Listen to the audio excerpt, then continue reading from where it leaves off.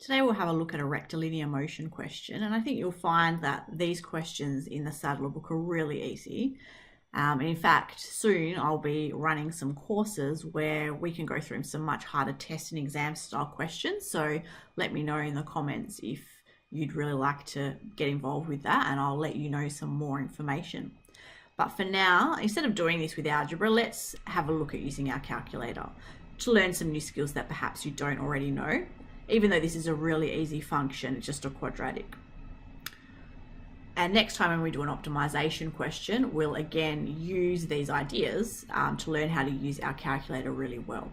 What we can do when we have a function that we know we're going to use quite a bit is define it in the calculator. So we can define f of x. I know it's x that we're using, but we'll just use f. And we'll have, and instead of t, I'm just going to use x squared take 11x plus 3. So we define our function. If you want the velocity, you know that you need to differentiate the displacement.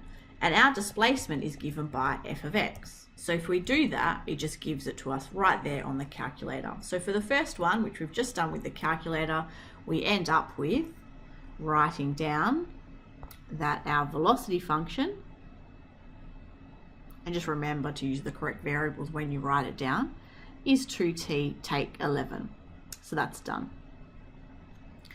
If we also want the acceleration, we would want to differentiate what we just got. So what we can do is grab our answer, drag it in, and we get 2. So what that tells us is our acceleration function actually is 2.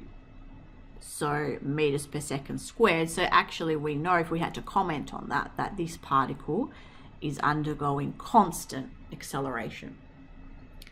Now, for the next part, we want to find where the velocity is equal to 5. So what we can do again is drag this down here, make it equal to 5, and then we can, oh, there we go, just froze for a second. We can just solve that, and we get t equals 8. So what you can write down as you're working out on your page is velocity function equal to 5, and we end up with t equals 8 meters per second. Now lastly, we want to find where we have a speed of 5, and a speed of 5 means that your velocity was either 5 or negative 5. So we first of all, and the way we can represent it, represent speed by saying the absolute value of the velocity function is equal to 5. We know one of the answers because we just found it. To find the other answer, what we can do is simply go back to our calculator, and instead of 5, type in negative 5 and solve again, and we get 3. So we get 3 meters per second. So while we didn't at all need our calculator for this one, it's just good to learn some new skills, and maybe you hadn't used the define function of your calculator before. And like I say, we'll use it again for optimization.